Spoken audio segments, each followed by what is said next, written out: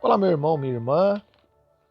Quero cumprimentá-lo com a graça e a paz do Senhor e quero te convidar a assistir mais uma aula da Escola Bíblica Dominical da Igreja Batista Monte Calvário. Então, nós vamos voltar a ter algumas aulas e o tema aqui que eu conversando junto com o pastor nós escolhemos é as alianças de Deus. Você sabia que Deus é um Deus de aliança? Você sabe quantas alianças que tem na Bíblia? Você sabia que esse tema ele é um dos temas mais importantes da Bíblia para que você tenha um entendimento completo? E é isso que nós vamos ver. Então, a minha torcida, a nossa torcida, é para que Deus te abençoe, para que Deus te proteja, te guarde e para que Deus te faça prosperar e alinhe o seu caminho com os caminhos dele. Vamos ler o Salmo 111, versículo 5? Está aqui na tela. Lembrar-se-á sempre da sua aliança. Deus nunca esquece da sua aliança. O objetivo com esse estudo, meus irmãos, é que venhamos aprender quais são as alianças que Deus ele faz na sua palavra e a importância dessas alianças. Nós vamos aprender que com o conhecimento das alianças, ou pacto, né, alianças são contratos, nós vamos ver mais adiante. Com essa base, vai mudar a maneira que você interpreta a Bíblia. E ela é fundamental para nós interpretarmos a Bíblia de maneira correta. Se você não tem um entendimento das alianças, você vai errar em algum tipo de interpretação da Bíblia. Um príncipe dos pregadores, um batista, Charles Spurgeon, um dos maiores pregadores que já pisou na terra, ele disse o seguinte, que a pessoa que tem o domínio desse tema da Bíblia, das alianças, e entende a diferença da aliança da graça, da aliança das obras, essa pessoa é o verdadeiro mestre na Bíblia. Então a palavra é de Charles Spurgeon, um teólogo de peso, um pregador de peso, um pastor importante batista, que ele também confirma essa questão, a importância desse tema. Você já ouviu falar desse tema? Nós vamos aprender juntos. E olha que interessante, o nosso objetivo também é tentar usar esse tema da aliança como centro da Bíblia. Você vai ver que ele vai ligar o antigo com o novo, você vai ver que ele é um fio condutor da história, e o meu interesse por esse tema, ele começou porque eu via várias citações de livros que diziam o seguinte, que a aliança, a teologia aliancista, ou a teologia pactual, que o entendimento das alianças é a coluna vertebral da Bíblia. Olha que importante, é aquilo que liga a história à Bíblia, né, numa linha reta, que faz com que você compreenda melhor.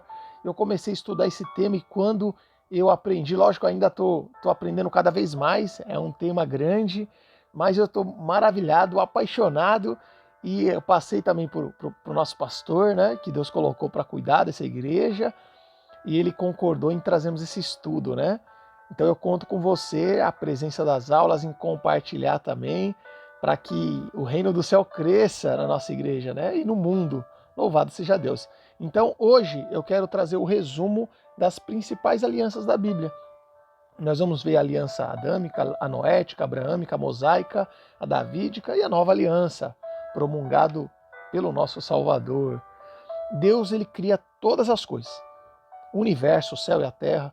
E quando ele cria o homem, ele coloca Adão ali no jardim, e ali já parece que é uma aliança, que é a discordância, porque não há a palavra aliança. Nós vamos ver posteriormente, mas ele faz um acordo com Adão ali, uma aliança condicional, porque havia condições, que ali Adão ele poderia comer de qualquer fruto ali do jardim para que ele vivesse.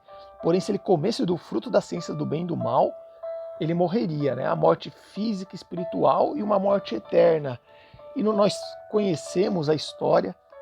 Adão ali a Eva é seduzida pela serpente, por Satanás. Ela come do fruto, dá para Adão, que também desobedece a Deus e come do fruto. E ali começa a queda da humanidade. E essa queda, ela traz ali consequências. Porque Adão, ele é representante da espécie humana, é o cabeça federal. Nós vamos ver futuramente com mais detalhes o que é isso. E assim, toda a humanidade, ela passa a ter o ser humano passa a ter, os descendentes de Adão, passa a ter uma vida depravada, com a inclinação ao mal, com a inclinação ao pecado. E o filho de Adão, Caim e Abel, brigam, né, eles discutem, aí Caim ele tem ciúme do seu irmão e ele vira um assassino, ele mata o seu irmão. O primeiro assassinato, o primeiro crime na humanidade, o primeiro homicídio. E aí não para por aí.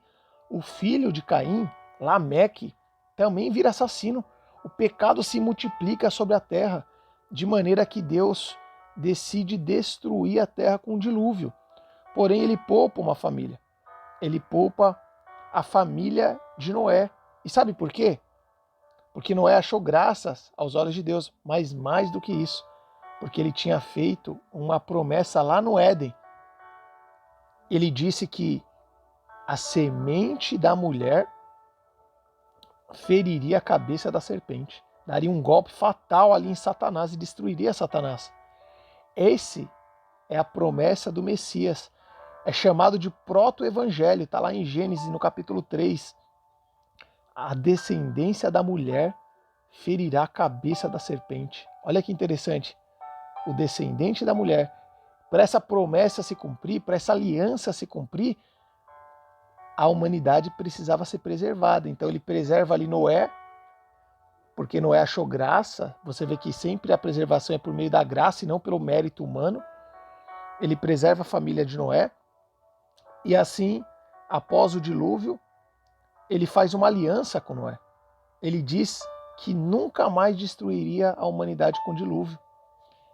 E ele faz essa aliança colocando um arco no céu, o arco-íris. Toda vez que você vê o arco-íris, é a prova que Deus nunca mais vai destruir a terra com águas, com dilúvio.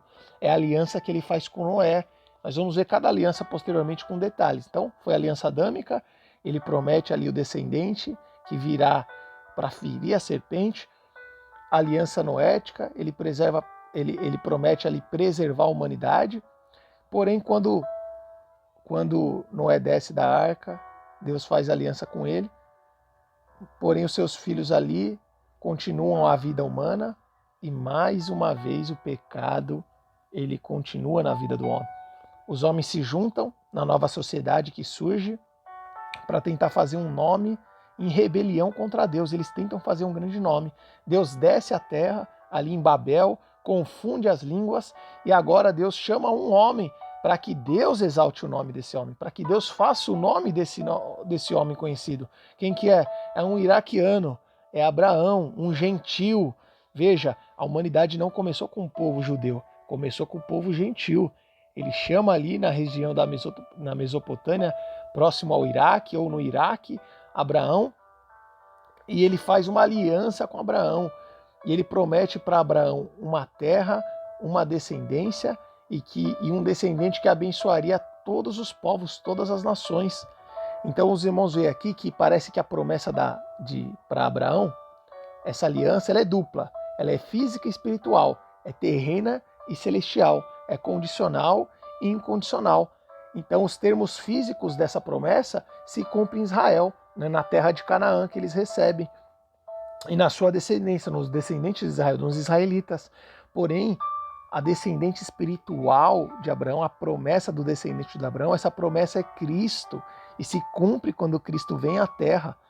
E hoje quem crê em Cristo tem a fé de Abraão, louvado seja Deus. Então começa ali a nação de Israel, e Israel acaba indo para o Egito, né? Isso já estava predito por Deus, e ali no Egito eles viram escravos. Porém, Deus levanta um libertador, Moisés, para tirar o povo do Egito. Moisés tira o povo do Egito e agora Deus ele dá uma legislação a esse povo. Ele faz uma aliança com Israel, que é chamada aliança mosaica. Nessa aliança ele dá leis, e essas leis elas são leis civis, leis cerimoniais e leis morais. Essa lei é uma aliança nacional, a aliança mosaica é uma aliança nacional, uma aliança com Israel. E nessa aliança tem ali sombras, tem objetos, todos eles apontando para Cristo, para o Messias que viria, para o profeta maior que Moisés. E olha que interessante, nós vemos nessa aliança a necessidade de um mediador, a necessidade do derramamento de sangue para perdão dos pecados. Nós vemos ali que a necessidade de obediência e que a lei ela é nada mais do que um aio que leva o homem a Cristo. Depois de Abraão, vem ali os juízes, e os juízes eles sempre tentam, aliás, vem Josué, que conquista a terra de uma maneira sobrenatural, as muralhas de Jericó caem e Josué conquista Canaã, um milagre de Deus. Depois de Josué começa o reino dos juízes, onde eles julgavam o povo, exortando o povo a andar na presença de Deus. Porém, o povo vendo os reis dos outros povos, das outras nações, eles pedem também um rei e elegem ali Saul, escolhem Saul para ser o seu rei. Saul transgride mais uma vez contra Deus, e agora Deus ele escolhe um rei segundo o seu coração, que também havia uma promessa ali para Jacó, na bênção de Jacó, que o reino viria da tribo de Judá. Ele escolhe um rei da tribo de Judá, Davi, e ele promete para Davi que o seu descendente seria um rei eterno, que é também Cristo. E olha que vai se cumprir em Cristo. E olha que interessante, Salomão, depois da morte de Davi, é claro que ele não é esse rei. Ele peca contra o Senhor. O filho dele faz que o reino seja dividido. Israel se divide entre o reino do norte, que são 10 tribos, e o reino do sul, que são 2 tribos. E com a multiplicação do pecado, com a desobediência à aliança mosaica, às leis ali que foi estipulada, o povo é levado a cativeiro. O cativeiro estava no requisito da aliança mosaica. Se o povo desobedecesse, a nação desobedecesse, eles iriam para cativeiro. E foi isso que aconteceu. Em especial, o Reino do Sul, lá na Babilônia, em cativeiro, com Daniel. O rei Nabucodonosor tem um sonho, não sei se os irmãos lembram, ele tem um sonho onde ele vê uma estátua com a cabeça de ouro, o peito e os braços de prata, o ventre de bronze, e o ventre, né, a cintura de bronze, e ali as pernas, os pés de barro misturado com ferro. E a interpretação é que cada uma dessas partes, desses metais, é um tipo de reino. O primeiro é o reino babilônico, o segundo é o reino medo-persa, né, representado pelo peitoral de prata e de bronze. Aliás, peitoral de prata, o ventre de bronze é o Império Grego, e a parte da estátua que seria os pés, né, que é de barro com ferro misturado, é o Império Romano. E no sonho, uma rocha não cortada por mãos humanas vem no pé das estátuas, ali na época do Império Romano, e se faz um grande monte e vai crescendo, porque é o reino de Cristo que é estabelecido. E o entendimento que se tem é esse, que no Império Romano, Cristo vem para estabelecer o seu reino. E vários profetas profetizam sobre a vinda do Messias. E é dito também nos profetas, em Jeremias, ali 31, que ele faria uma nova aliança. Por quê? Porque o povo rompe a aliança antiga. Em Gálatas, ele fala que na plenitude dos tempos, Jesus, nascido de mulher, nascido da lei, descendente de Abraão, descendente de Davi, ele vem sobre a terra, ele nasce cumprindo todas as profecias. Ele é a substância para que todas as sombras apontam. Ele é o Filho de Deus, é o Verbo que se fez carne. E ele vem para promulgar a nova aliança. E é interessante, meus irmãos, que em Jesus se cumpre tudo. Se cumpre o sacrifício, o maná apontava para ele. Ele é o sumo sacerdote segundo a ordem de Melquisedeque. Ele é o profeta superior. Ele é o rei superior. Ele é o segundo Adão. A nova aliança, ela é superior à antiga. Ela é incondicional. Quem está nela conhece o Senhor. Agora todos que estão nela conhecem o Senhor e têm os seus pecados perdoados. Segundo Hebreus, o sangue de bodes, touros e ovelhas não pode perdoar pecado. Hebreus 9:12. Somente o sangue de Cristo. 1 Pedro 1:18 e 19. Em Gálatas capítulo 3, versículo 28, fala que a nova aliança é para quem está em Cristo. Não há judeu nem grego, Ele é tudo em todos. Os gentios são enxertados e ambos os povos, judeus e gentios, ele faz um, ele derruba a parede da separação. Efésios capítulo 2, versículo 1. Olha que interessante. Não há divisão mais de povo, só existe um povo de Deus. E esse povo, ele está na nova aliança, é aquele que crê em Cristo. Então, Cristo ele veio, ele promulga a nova aliança. A nova aliança é composta de gentios e judeus que se convertem a Cristo. O reino de Deus é estabelecido. Jesus, quando ele ressuscita, ele senta no trono à destra de Deus, até ele entregar todos os inimigos à mão de Deus. Jesus virá novamente.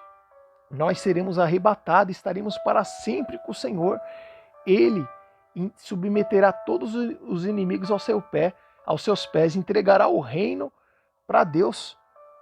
E ali será a consumação dos séculos, onde Satanás, o falso profeta, será jogado ali na geena de fogo, no inferno.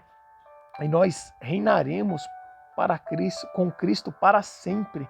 E esse é o resumo da Bíblia, e ele é pautado nas alianças. Então espere até a próxima aula, que virá muito mais por aí, e esse tema você se apaixonará por ele. Um grande abraço.